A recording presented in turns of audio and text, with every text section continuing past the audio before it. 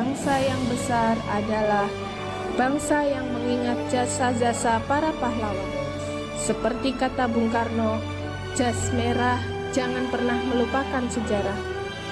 Di momen Hari Kemerdekaan Republik Indonesia ke-76 ini, seiring dengan kobaran semangat Indonesia tangguh, Indonesia tumbuh, kita susuli jejak kembali perjuangan seorang pahlawan perempuan Indonesia yang membawa pembaharuan bagi kemajuan wanita Indonesia. Ialah sosok Raden Ajeng Kartini.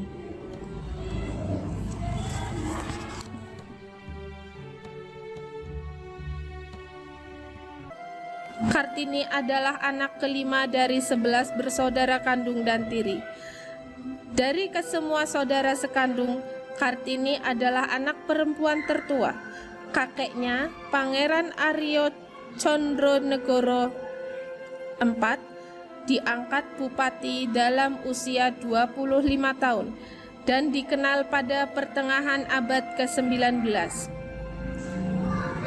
sebagai salah satu bupati pertama yang memberi pendidikan barat kepada anak-anaknya. Kakak Kartini, Sosro Kartono, adalah seorang yang pintar dalam bidang bahasa. Sampai usia 12 tahun, Kartini diperbolehkan bersekolah di Europees Leerlinc School, ELC. Di sini, antara lain Kartini belajar bahasa Belanda. Dari sekolah ILS itulah Kartini mendapatkan sahabat-sahabat yang berasal dari Belanda, dan ia pun pandai berbahasa Belanda. Pada usia 12 tahun lebih, ia sudah tidak diperkenankan ayahnya untuk bersekolah karena dipingit sesuai dengan adat budaya Jawa saat itu. Karena Kartini bisa berbahasa Belanda, di rumah ia mulai belajar sendiri dan menulis surat kepada teman-teman korespondensi yang berasal dari Belanda. Salah satunya adalah Rosa Abendanon yang banyak mendukungnya.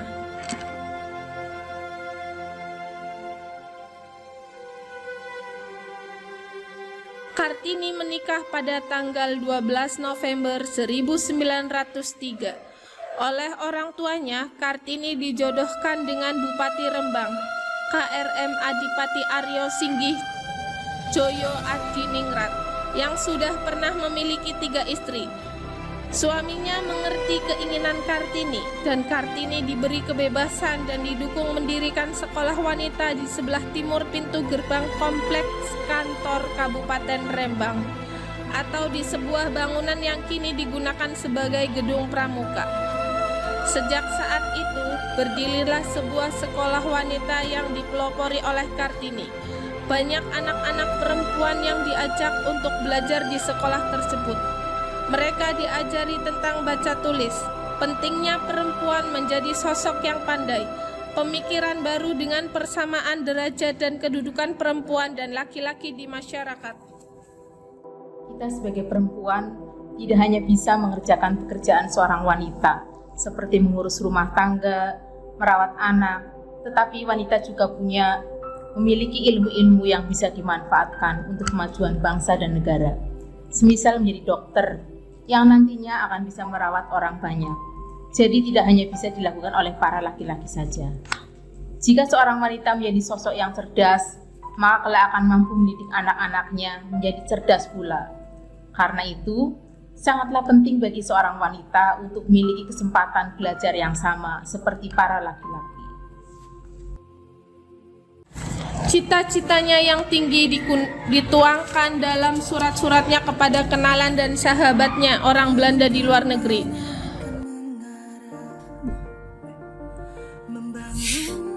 Surat Kartini kepada Stella, 18 Agustus 1899. Sesungguhnya adat sopan santun kami orang Jawa amatlah rumit. Adikku harus merangkak bila hendak lalu di hadapan. Kalau adikku duduk di kursi, saat aku lalu, haruslah segera ia turun duduk di tanah dengan menundukkan kepala. sampai aku tidak kelihatan lagi. Adik-adikku tidak boleh berkamu-kamu atau berengkau-engkau kepadaku. Mereka hanya boleh menegur aku dalam bahasa Jawa Romo Inggil atau bahasa Jawa tingkat tinggi. Surat Kartini kepada Nyonya Vankol Agustus 1901. Alangkah besar bedanya bagi masyarakat Indonesia bila kaum perempuan dididik dengan baik-baik. Dan untuk keperluan perempuan itu sendiri, berharaplah kami dengan harapan yang sangat supaya disediakan pelajaran dan pendidikan. Karena inilah yang membawa bahagia baginya.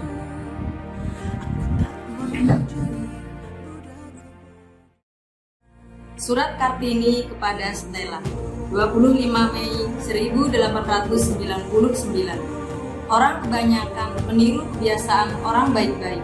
Orang baik-baik itu meniru perbuatan orang yang lebih tinggi lagi. Dan mereka itu meniru yang tertinggi pula, ialah orang Eropa.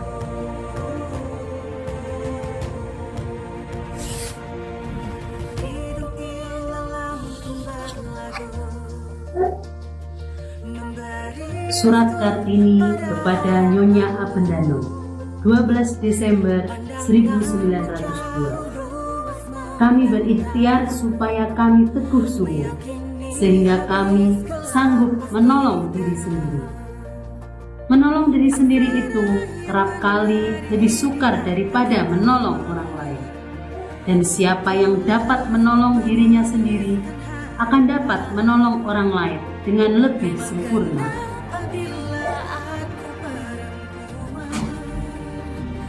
Surat Kartini kepada Nona Zihadat 18 Agustus 1899. Bagi saya, ada dua macam bangsawan, ialah bangsawan pikiran dan bangsawan budi. Tidaklah yang lebih gila dan bodoh menurut pendapat saya daripada melihat orang yang membanggakan asal keturunannya.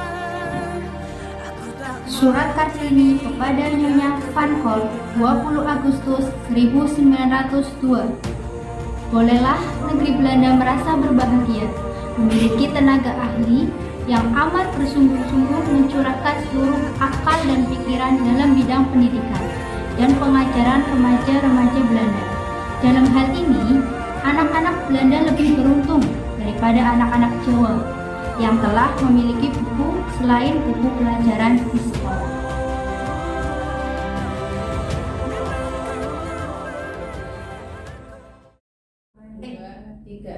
Wahai ibu kita Kartini, putri yang